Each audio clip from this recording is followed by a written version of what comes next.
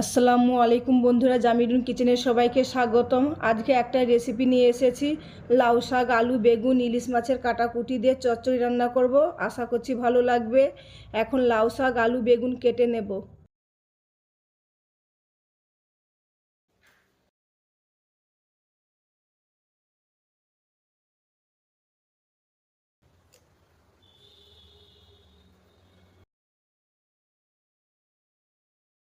সবজিটা খুব সুন্দরভাবে কেটে নিয়েছি, এবার ধুয়ে নেব।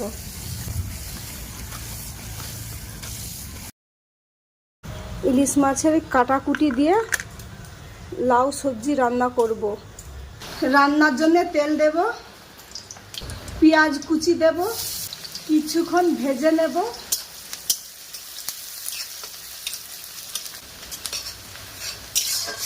খুব সুন্দরভাবে হালকা দরমারা করে নিয়েছি। এবার ইলিশ মাছের কাটাকুটি দেব। ইলিশ মাছের কাটাকুটি দিয়ে কিছুক্ষণ ভেজে নেব।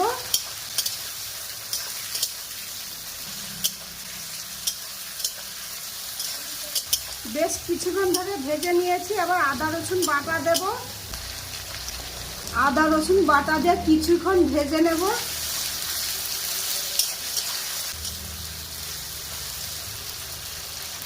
খুব সুন্দরভাবে ভেজে নিয়েছি। এবার হলুদ গুঁড়ো দেব। হলুদ গুঁড়ো, লঙ্কা গুঁড়ো দিয়ে মশলাকে কিছুক্ষণ কষে নেব।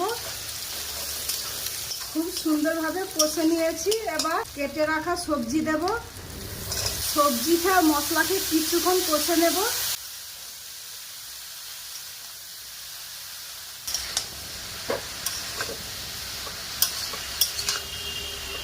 খুব সুন্দরভাবে কষে নিয়েছি। লবণ দেব,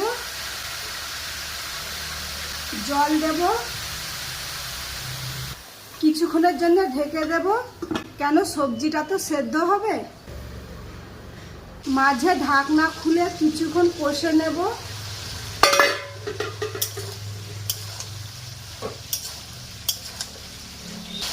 জিরা ধনিয়া বাটা দেব, দিয়ে কিছুক্ষণ কষে নেব।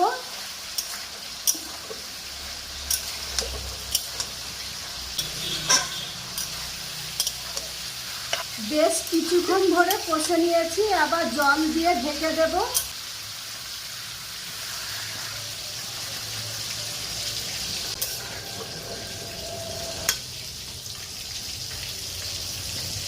ঢেকে দেব।